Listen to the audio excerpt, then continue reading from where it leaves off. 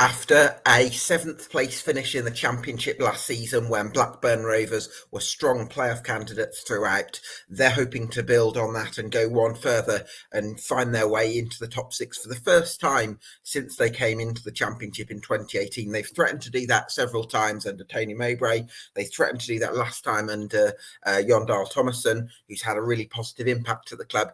What's required for Blackburn Rovers to go that one step further? We're going to be talking about that and some exciting continental recruitment under a revamped recruitment strategy at Ewood Park. So lots to get into, and who better to discuss all things Blackburn Rovers than Dan from the excellent Rovers Chat. How are you, Dan?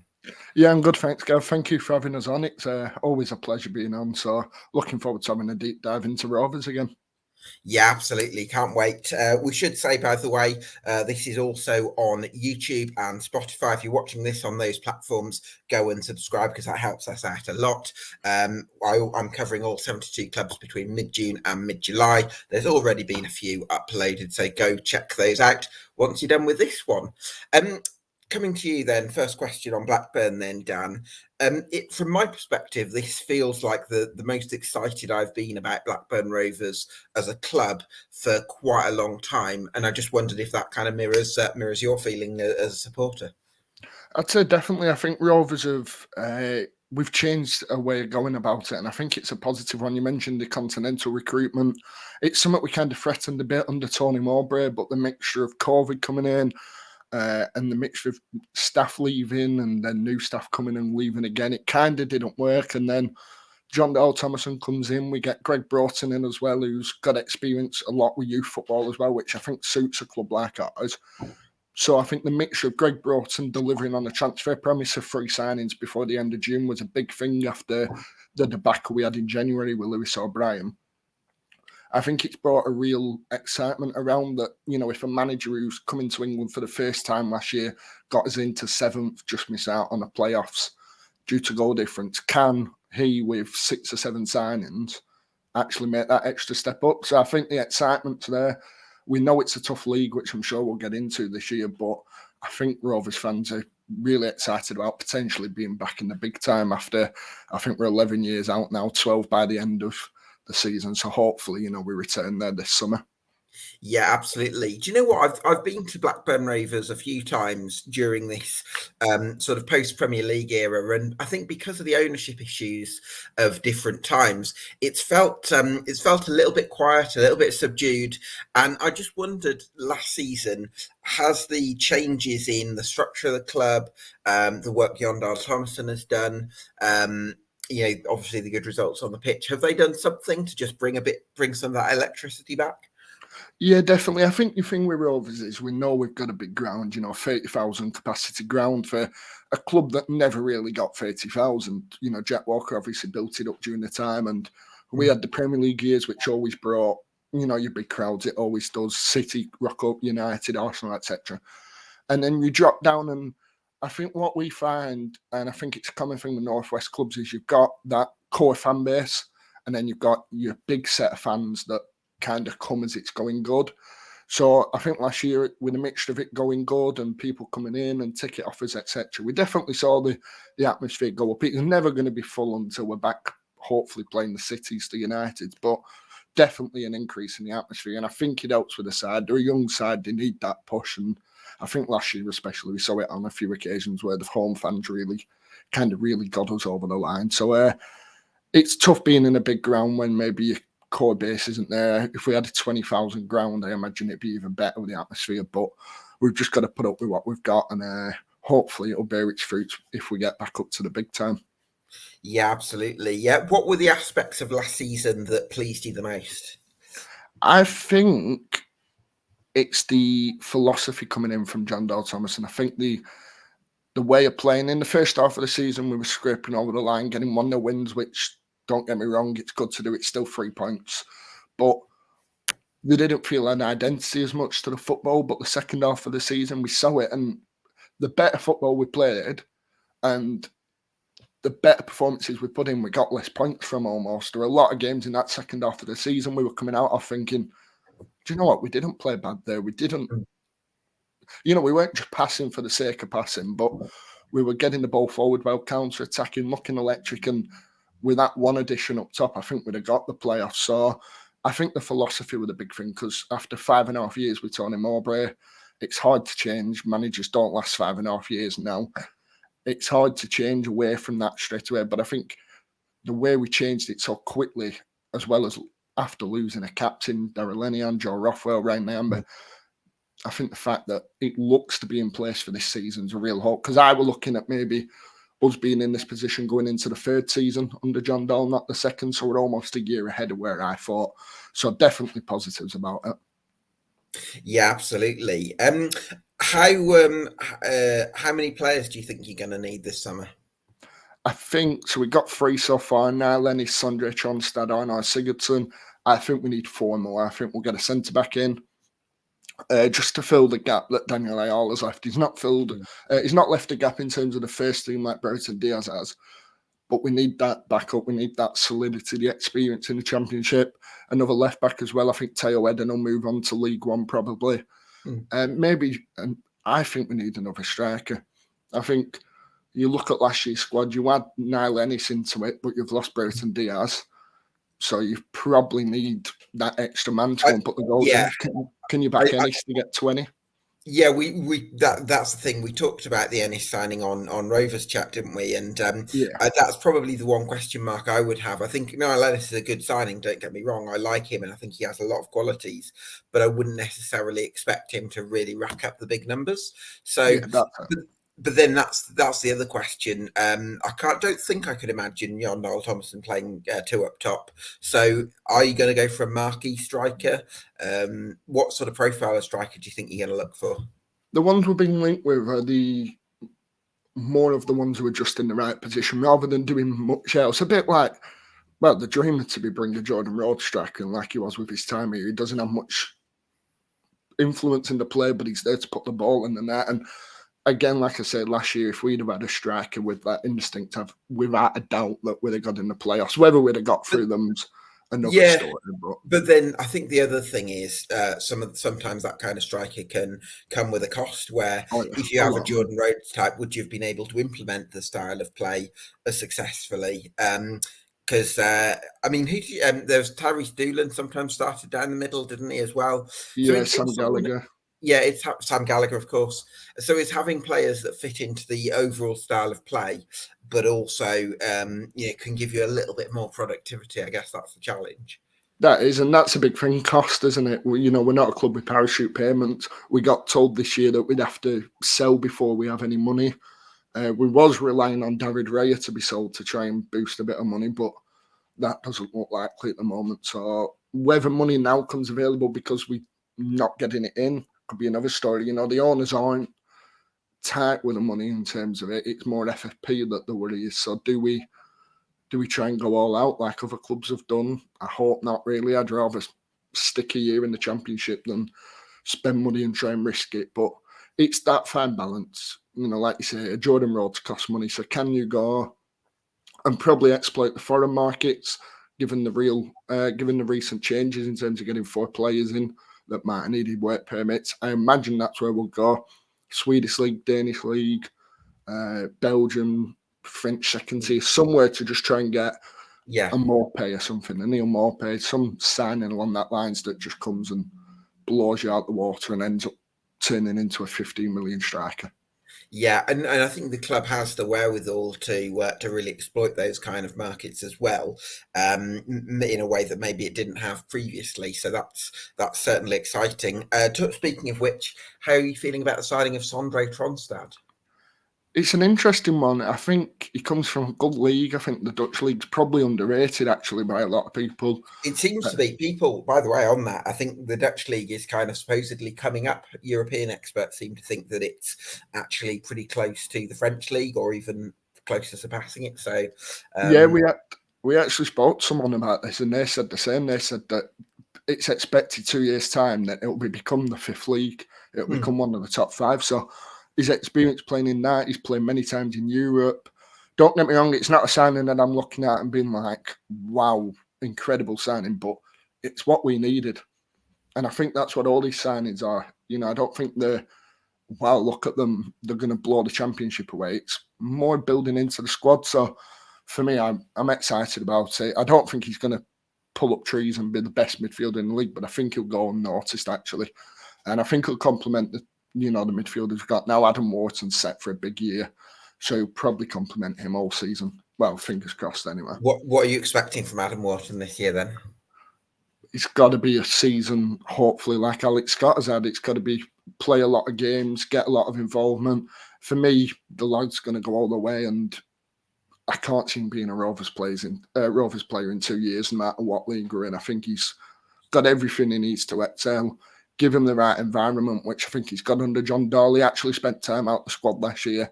We're not sure what reason for it. Might have been a disagreement, we don't know. But I think he's got everything he needs, and he's got the right manager to push him on as well. John Dahl, he's firm with him, but he lets him have that expression on the ball, lets him do what he needs to do.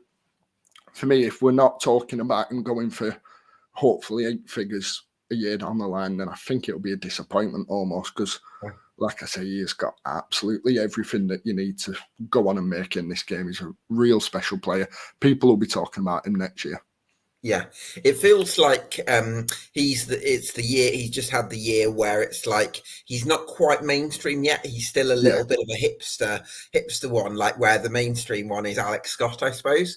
But maybe he's a year or two off becoming the Alex Scott, and he's now talked about is in the breadth of £30 million signing. So, I mean, what do you think of his attributes? So he seems to be able to drive forward from midfield really well. Maybe a little bit less. I want to say less gracefully than Alex Scott. There's a little bit more of a direct, sort of robust element to his game as well. Yeah, I think they're bringing the ball forward so well. I think what he does well is in that midfield too in our team. He is always that creator. He's always the man who has to find that pass, get it out to one of the wide men, get it up to Semi Smodic. I think his calmness on the ball is something different. It's something you don't see in 30-year-old players, never mind 18-year-olds. He's good with it. He just brings it into play. I think he does I don't want to say the easy stuff, but he does the easy stuff so well and so gracefully that you kind of think he's a level above people. He doesn't, he's not going to pull out 30-yard screamers, but he just does the good stuff, does what you need to do, and he's intelligent. And I think that's the main thing, that he seems levels ahead of his age, which when he's only 18 and next year hopefully playing 40 games, it's something special to have in the side. It really is. Yeah, and I think Blackburn's academy has been a huge part of what the club's been able to do in terms of this rebuild. And I just wanted to ask, is there anyone else coming through on the conveyor belt that you think's sort of bubbling under the surface, as it were? How long do you have? That's the thing. There's that many coming through. We've seen it this year. I think there's 12 players involved this year in the team that had been in the academy. I think we're probably a year behind on the academy, not in a bad way, just these lads coming through now are 17, 18, they're not 19, 20 like they used to be. So you've got Harley O'Grady-Mackham in the midfield, who I think give 1 or 2 knocks this year to a midfielder, and he'll probably be in the squad. Zach Gilsanen's a real talent, former Barcelona, Liverpool academy player. He's more of your classic winger, you try and beat a man, good with a ball at his feet. He could easily have an involvement, because do I see Rovers going out and getting 2 or 3 more forwards? No, I see us getting 1. So it probably opens that chance. Sam Barnes as well, centre-back last year, impressed through pre-season. We're going to get his chance with the first team, and then did his ACL. So he's kind of just come back into full season. He's kind of had a pre-season as everyone's been away, so he's kind of ahead of everyone in terms of that. So Barnes, O'Grady-Mackham and Gilsanen for me are 3 that maybe might not get as much involvement this year, but they should be kind of on the cusp of being involved, a bit like Jake Garrett was last year, maybe 5 or 6 appearances here and there. Yeah, well, hopefully they can get their opportunities. What do you think you're going to need between now and the end of the window? A left back for me is big. Just back up for Harry Pickering, maybe competition. We spoke about Pickering a few times, and he's really come on this year. He's your solid, dependable left back, but Does he maybe need pushing with someone else behind him? I'd probably say so. I think Teo Eden, Do you think it's a we've always... motivation thing? Do you think he needs the competition in order to get to the levels he's capable of? I just think it's a good thing to have for anyone. I think it's, we're a club that we're not stocked full of resources. So our third choice left back is probably a kid. And then, that doesn't really give that much push. And then you've got Teo Eden, who's not going to be a Rovers player come the end of the winter. Callum Britton can play there.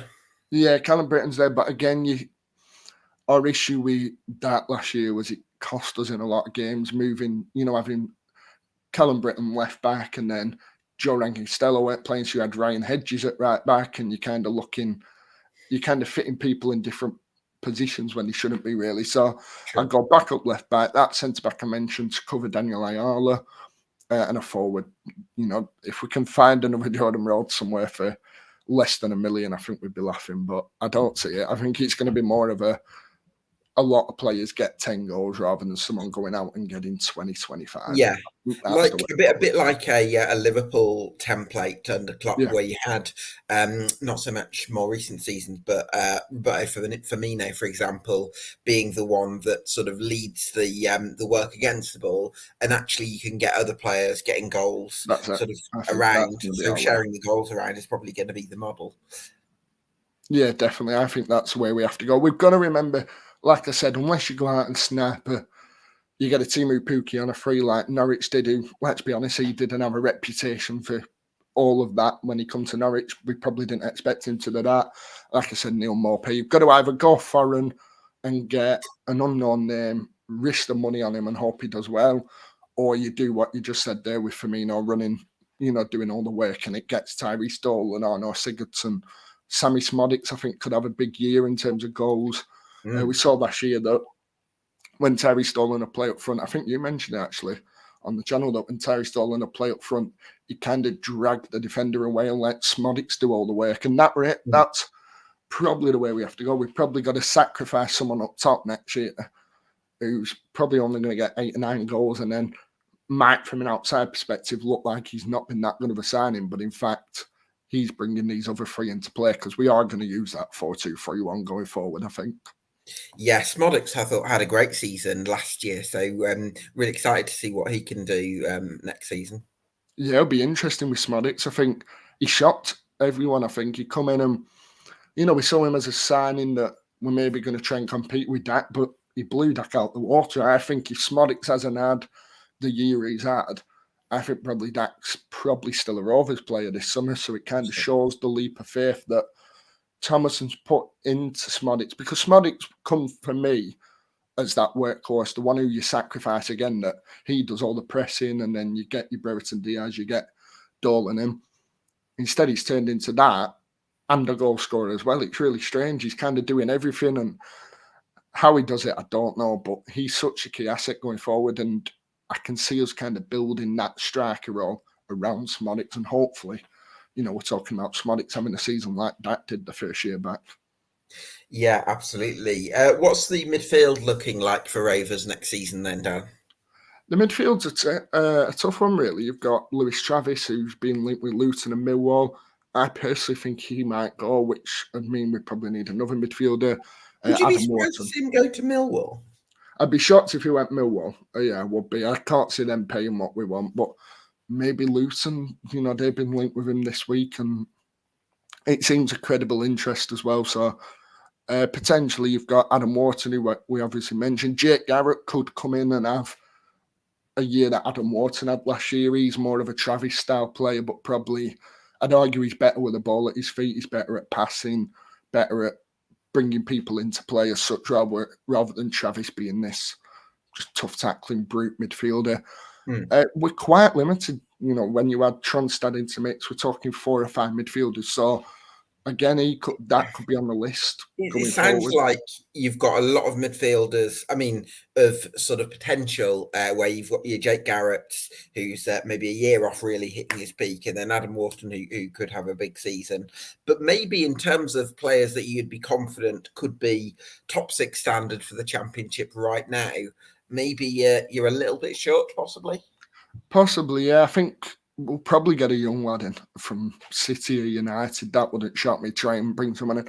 We're a young side. Like Tommy Doyle, Sheffield United Yeah, had last season. It's that kind of thing.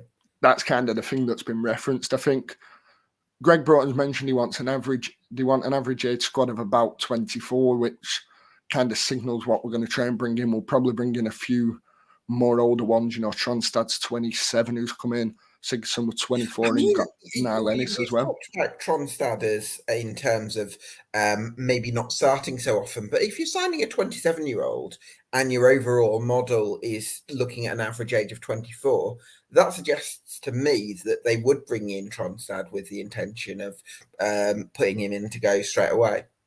No, it could be. I think it depends on Lewis Travis now. I think that's the big question in the midfield, because if Travis goes, then you've opened that midfield spot up to then a Tronstad coming in and playing regular games. I do think he'll play a lot. I think because John Doe likes to rotate. I just don't know where his position lies at the moment, because you assume Adam Warburton's going to get 35, 40 games under his belt. So that leaves one other midfield option to play alongside him. So it'll be really interesting to see where we go. And I think until we get a solution from the Travis situation, we don't know what's going to happen, because Travis been a big part of this team over the years, but John Doe's obviously trying to push his way of playing in, and maybe it isn't 100% what Travis is good at. So, yeah, will be interesting to watch. It's definitely one to keep an eye on it. It wouldn't shock me if he's not a Rovers player come the start of the season. Yeah, well, certainly what a servant to the club that Lewis Travis has been. How are you feeling about the centre-back position going into next season? I feel good about it. I feel we look good. You've got Dom Hyam, who were Player of the Year last year. I think he were a brilliant buy from Coventry. Yeah. Hayden Carter's come on a lot and probably had more of a year than I expected. I think he really pushed himself into that second choice position last year. Scott Wharton's good, but I don't think he suits the John Doe way of playing. I think he's a really good defender, and I'd be sad to lose him, but I don't think he suits that John Doe way of playing. I don't think he's got what it takes for that, but I think he's got a lot of other good attributes. Ash Phillips, who we spoke about a few times, 17-year-old. Where does his future lie this year? That's one to keep an eye on, because he wants to play football. He's had offers elsewhere. He probably holds all the cards as well, because he's only got a 3-year deal. On that, actually, Dan, is there a world in which Ash Phillips has a brilliant pre-season and all of a sudden just becomes starts for Blackburn Rovers regularly in the Championship at 18? Because 100%. Yeah, because you always feel like it's a bit of a risk starting a teenager at centre back, because you sort of you normally gravitate towards experience, but with the model that the club's looking at and the potential that Ash Phillips has shown, you never know how quickly things could move. No, that's it. And you think that we're a buying and selling club now. We have to be. And if you give Ash Phillips 40 games this season, what's his value go up to if he's performing well? Sure. That's what's in mind. You've got to play these talents. So you've got them four. You've got Sam Barnes as well, but like I mentioned, had his ACL injury. I think he'll go out on loan, actually. And then we're looking at bringing another one in. Yeah, I think so. It's hard, isn't it? Again, you mentioned this 18-year-old starting. How many clubs want to take that risk on a young centre-back coming in when there's 30-year-old centre-backs that have played 300 games in the EFL compared to a young lad who's just had a year out with an ACL injury? So again, you've got to manage it. We don't do well on loans a lot of the time. We struggle. There's only Hayden Carter and Scott Wharton. Yeah, but worth one or two and didn't quite cut it. And Jack Vale, Matty Platt, Joe Grayson, Tyler McGlory struggled as well. So it's definitely getting that balance, isn't it? And we're not seeing us, although we've got a very good academy, we're not seeing in the likes of a United young lad going out on loan, a City young lad. They'd much rather go and get these. So it's always tough. It's one of the biggest conundrums every year, this. How do we get 5 or 6 of some of the best talents we've got out on loan to some good clubs? Because otherwise you've got to play them. Look at Adam Wharton, but can everyone be Adam Wharton? No, they can't. So that's such a tough job for Rovers. And if we can find the answer to that, I think we'll see a lot more success coming through the academy, even more than we've got now. Yeah, absolutely. Well, hopefully there can be some success with the academy. Talk to us about what's in store for the likes of Callum Britton and Joe Rankin Costello this season. Do you see those two competing with one another Yeah, for right back? yeah. There's talk about JRC actually moving into midfield. He played there at Millwall on the last day, did really well. He's quite a versatile player anyway through his time with the academy. And Callum Britton's, I kind of felt sorry for him last year because Joe Rankin Costello was leaving the club in January. Suddenly he starts one game in December and doesn't look back, and probably would have won Player of the Year if he'd have played all year. So Callum Britton's future in this team's undecided at the moment, because for me he's more than capable of playing at this level. I Mm. think he deserves to play at this He level. proved it at Barnsley as Yeah. well, a couple of seasons ago when they reached the playoffs. So clearly he's capable at this level. And that's it. So you've got him there. You've got JRC, who, without a doubt, shouldn't be dropped. How do you fit two clearly championship capable right backs into a team? My answer is you push JRC forward, but then you probably lose some of the aspects that JRC's got that Callum Britton does. We play with inverted fullbacks. They like to come into the midfield quite a bit. And Callum Britton's shown that, but I don't think he does it at the level of JRC does. So Yeah. do we then push that role on Harry Pickering to be that fullback who comes inside and do it? And we play through the left and use Sigurdsson and Pickering in the side. There's so many conundrums because you're coming into a side that did well last year.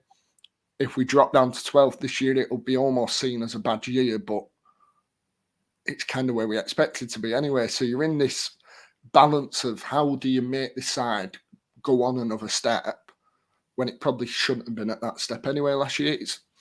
It's tough. I find it really hard to work out what we'll do, especially Callum Britton. Does he move on?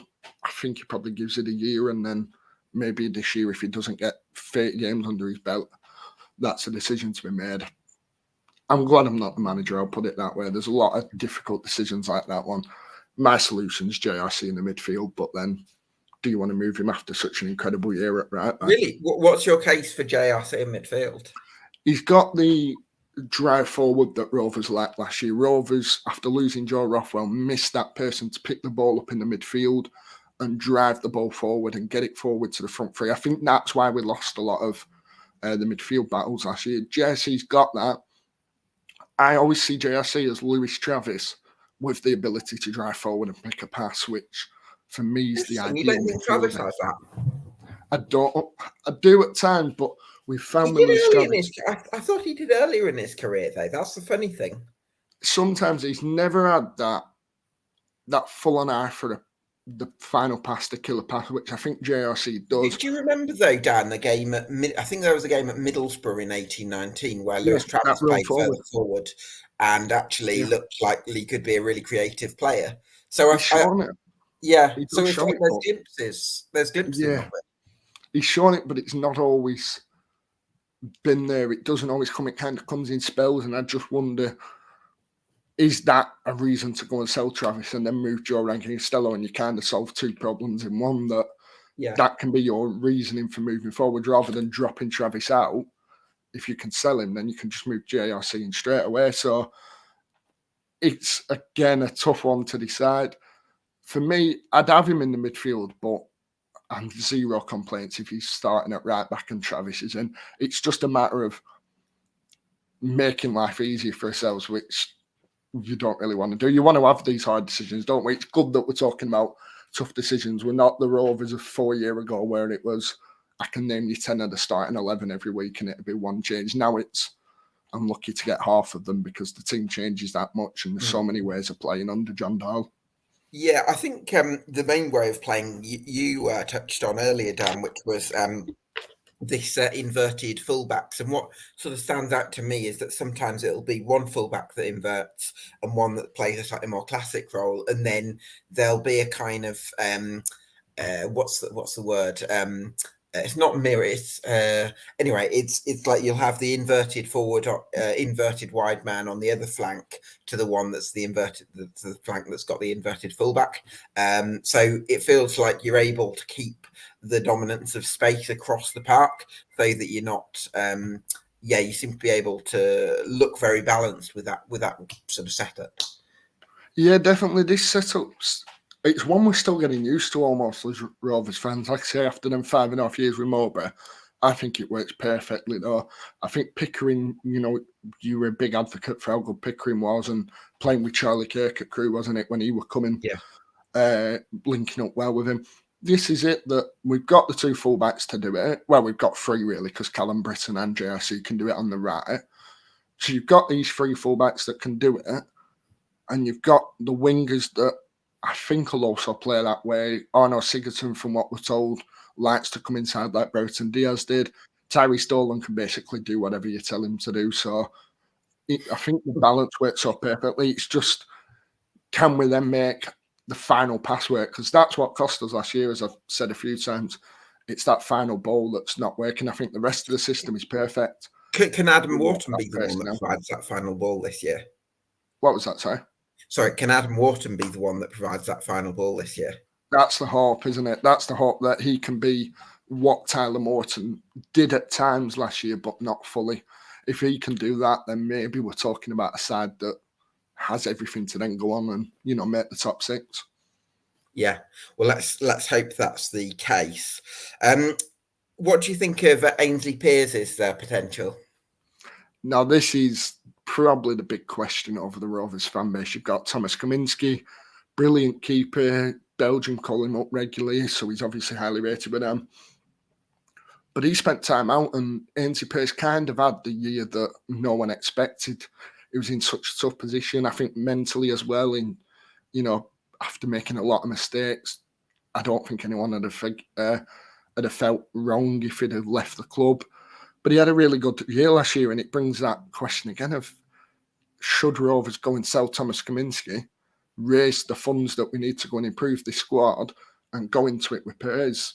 Because he's too good to be a backup, Thomas Kaminski, and you could get a lot of money that would otherwise be sort of sitting on the bench. Someone who's going to be sat on the bench for the season, and that's it. And then you've got Ainsley Pearce that, I'll be honest, I wasn't his biggest fan, but he's had a really good second half of the season. There's places to improve on, course there is, but for me, he's done well, and he doesn't deserve to be sat on the bench next year. He could go out to League One and get regular game time if he wanted. So, again, it divides everyone. It's the biggest talking point going of money versus probably a better keeper in Thomas Kaminski, I'd say. But do you stick with Ainsley Pearce, use that money to do so well and improve the squad? It's again that balance. Do we come back? Do we sit down later next year and be like, a few mistakes have cost us here, and a few mistakes have cost us getting promotion? It's hard. For me, he's got everything, Ainsley Pearce. I just think he needs a run next year, and we've got to persevere. And if he makes a mistake, pat him on the head, say, come on, do it again, go again, and hopefully it works out. He's got a lot of talent, don't get me wrong. I just feel more confident with Thomas Kaminski in that. Yeah, Thomas Kaminski is the safe, reliable option, isn't he? Because he's proved himself over a number of seasons. I wanted to ask you about John Buckley, because I feel like he's almost conspicuous by his absence from the conversation we've had so far. I missed him, especially in terms of midfield. He had an incredible 21-22 season where he looked like one of the most exciting midfielders in the Championship. Can he come back and rediscover that form? I think he was hindered last year by the loan of Tyler Morton. I think he'd have had a lot more game time, and he maybe struggled with that. For me, he's a really, really talented midfielder, and he should be involved. I can't believe I forgot him when I was mentioning midfielders, but it's, can he come in and do the role that John Doe Thomason wants when he's probably going to be competing with Adam Morton for the role?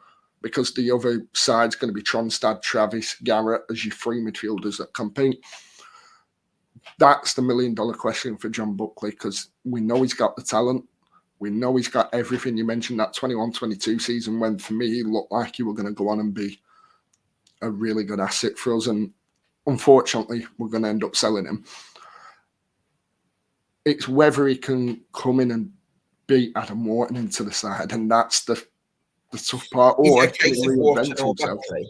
Could they not start simultaneously? They could. That's it. They could. It's whether Buckley can do the Travis role or do what Tronstad is going to do this year. If he can show that it can be that midfielder that breaks up the play and wins the ball back, then I think it'd be a perfect midfield. I just don't know whether John Dahl would like to go with two midfielders because they are very similar.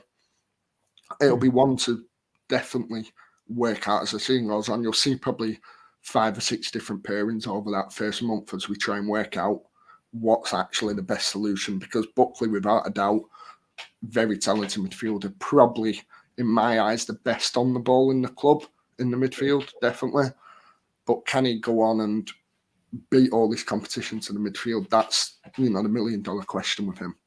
That's the big question. I think the good thing from what you're saying for John Buckley, although it's a really competitive midfield area where there are lots of players who would feel like they've got a chance of starting next year, it's not like there's a sense of, it's definitely going to be this group. And I think that's probably what gives John Buckley a little bit of leeway, despite maybe not having last season having gone quite how he might have hoped.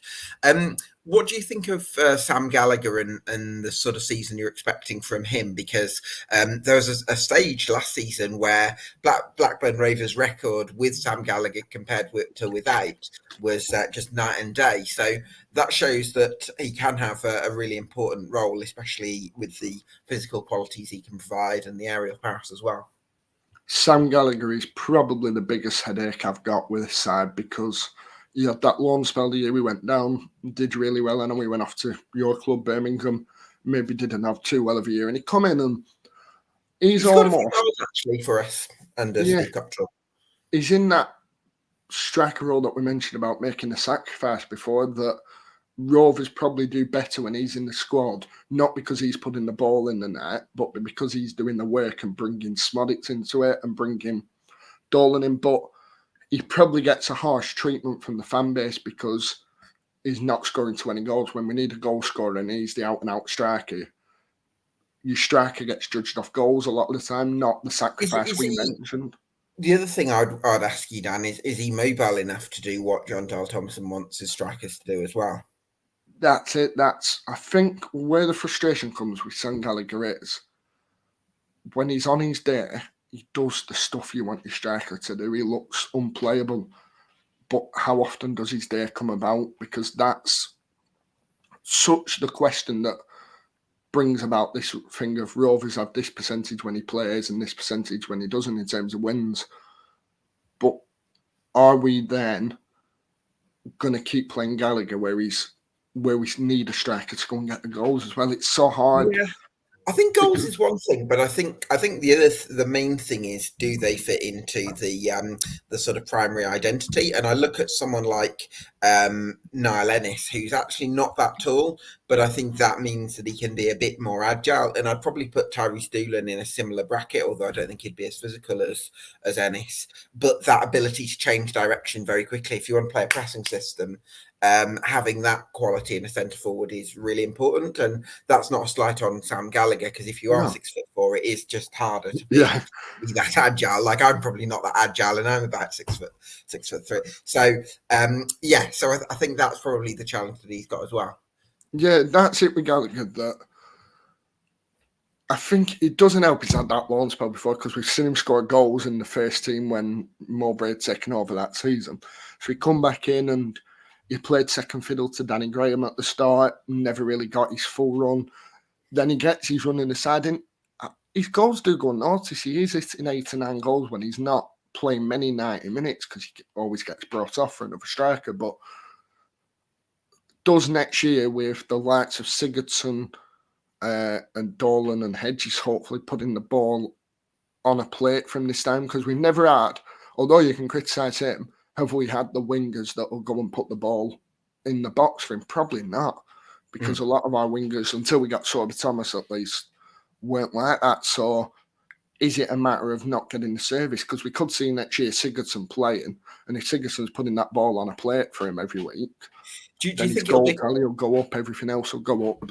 So that's a really interesting point. Do you think Hedges can offer? So you'll have like an inside forward on one side, and then someone like a classic winger like Orion Hedges on the other side? Hedges is, again, one that divides opinion because I like him. I'm a big fan of him. I think he has a lot of stuff. I just think certain games really suit him. If Rovers have a lot of the ball, he looks really good. He's good with the ball at his feet. He can pick that pass out. But when Rovers need maybe that counter-attacking, I don't think that suits him too much. So Hedges has got this position in the team where there's some weeks I'd be like, put him straight in, and there's some weeks it's better not having him. It's because I think you find that you've got Dolan, who obviously can beat a man, run at a man, counter-attack perfectly. So he's perfect in some weeks, and then Hedges isn't. So you've got to have that balance with them two of who's going to suit a game better, whereas Sigurdsson on the other side is probably going to play 40 games because he can do both of that. So Hedges has his position in this team and he has his position within the squad, but again, can you satisfy him by giving him enough games? And because how many is he going to sit on the bench for? He's also that man that normally gets brought off in the first substitute after 60 minutes. He's normally the one, when you see the board go up, you expect his number to be on it, especially for losing. So, he's got his position in the squad, just maybe not. He's definitely not a key player, whereas Tyrese Dolan's quite regular and quite a key player. Yeah, for sure. You touched on the impact that Dominic Hyam had last season and Player of the Year, I think you said. Just talk to us about the impact that he had on the club. I think he brought back some of the proper defensive. When you say proper defender that we haven't had for a long time. Daryl Lenihan was good at it, but there were parts of his game you didn't really like to see, although I think he stepped up a level this year with Middlesbrough. I think he's gone on to be really good with them. I think Hyam's brought back stability to the defence that we maybe haven't had for many years. Just solid defender, good in the air, not afraid to put his body in the way, good at bringing the ball out of defence as well, which I think's helped on them counter-attacks. He's started quite a few of them, getting us forward. So I think it's just stability. Having a centre-back that you can watch every week, it'll be 7 out of 10 every week, really helped us because defence, last year were the first time that Rovers have been, that the attacking side of a game's cost us. Because normally we'd score 3 and concede 4 at the other end. Now we only concede 1, but we can't score 2. So for me, he's been a key part, and I think he commands that back line so well. That's such a big part when you've got JRC, who's played less than 50 games, Harry Pickering, who I know he's experienced at a lower level, but last year his first proper year at Championship. And then Hayden Carter, again, first proper year. He's just brought that stability and that old head to such a young defence and a young keeper as well now with Pears being in. Yeah, for sure.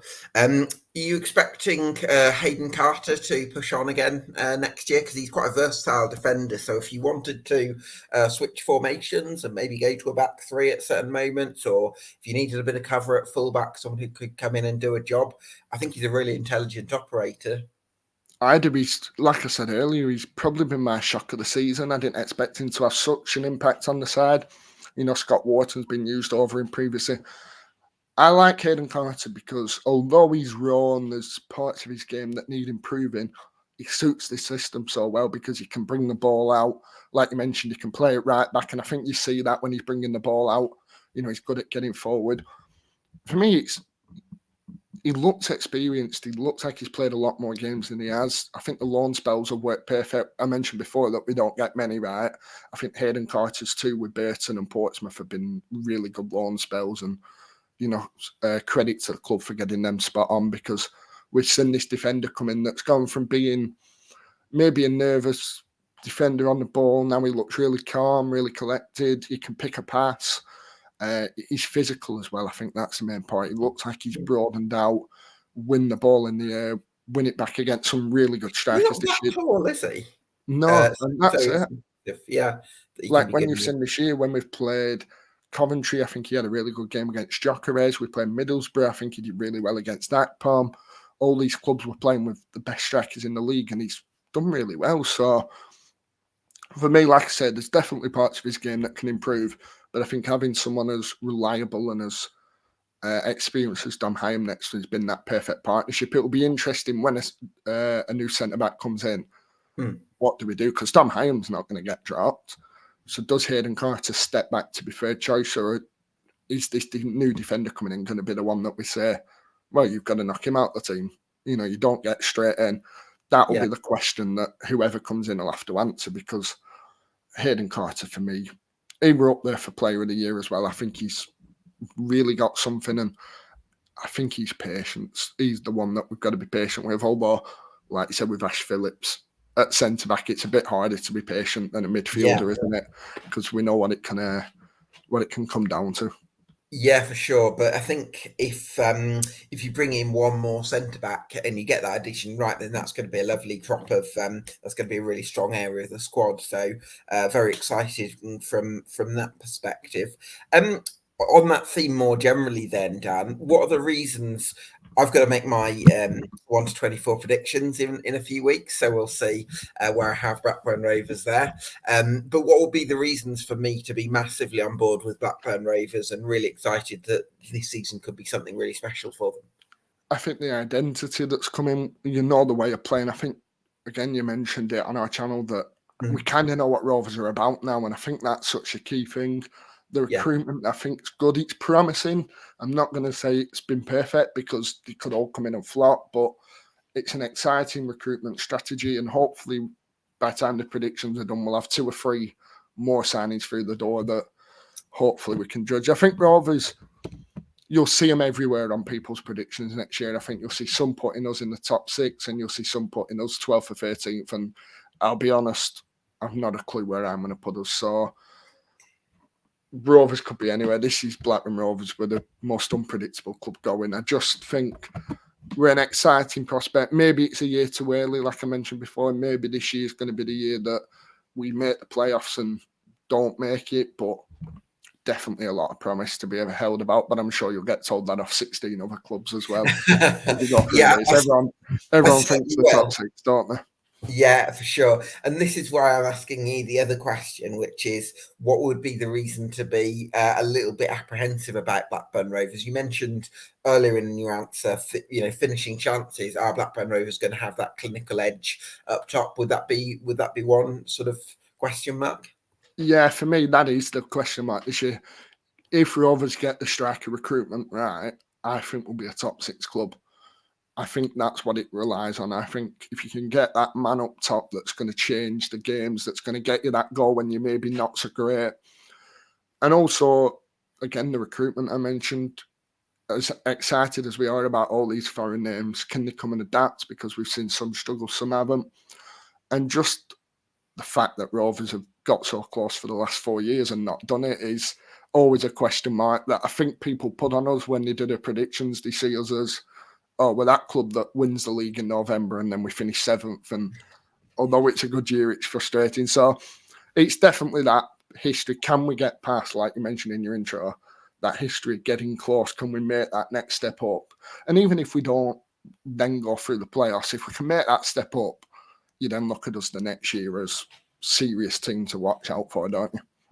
Yeah, absolutely. Certainly a team to watch out for. Really excited to see what's in store for Blackburn Rovers next couple of seasons.